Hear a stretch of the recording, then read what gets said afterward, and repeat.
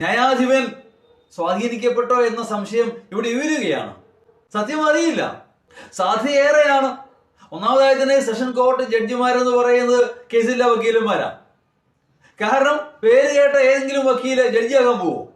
മാസാമാസം കിട്ടുന്ന ശമ്പളം മാത്രമല്ല ഉള്ളൂ. നല്ല വക്കീലിനൊക്കെ മണിക്കൂറിന് കാശ്, ഓരോ സിറ്റിങ്ങിനും പ്രത്യേകം തുകയാണ്. അങ്ങനെയുള്ള ആരും ജഡ്ജിയാകാൻ പോവില്ല. അപ്പൊ ഇവരുടെ വിധിയിലൊന്നും വലിയ കാര്യമൊന്നുമില്ല. ഇതിൽ മേൽക്കോടതികൾ പലതുണ്ട്, ഹൈക്കോടതി, സുപ്രീം കോടതി വരെ. അവിടെ ഈ വിധി സ്ക്വാഷ് ചെയ്യപ്പെട്ടേക്കാം, അല്ലെങ്കിൽ ഇല്ലാതാക്കപ്പെട്ടേക്കാം. പക്ഷേ സെഷൻ കോർട്ടിലെ വിധി തീർച്ചയായും ഉന്നത കോടതിയെ സ്വാധീനിക്കും. എന്തുകൊണ്ട് അങ്ങനെ വിധി പ്രസ്താവം നടത്തി? വെറുതെ ആരും വിധി പറയാറില്ലല്ലോ. അല്ലെങ്കിൽ അയാൾക്ക് തെറ്റുപറ്റിയെന്ന് കൃത്യമായി തന്നെ ബോധ്യപ്പെടണം ഹൈക്കോടതി ജഡ്ജിക്ക് അല്ലെങ്കിൽ ജഡ്ജിമാർക്കോ ഒക്കെ. അത് വളരെ ബുദ്ധിമുട്ടാണ്. കീഴ്ക്കോടതിയിൽ പോലും കേസ് ജയിക്കാനാവാത്ത അതിജീവിതയ്ക്ക് എങ്ങനെ മേൽക്കോടതി ജയിക്കാനാവും എന്നുള്ളത് വലിയ ചോദ്യമാണ്.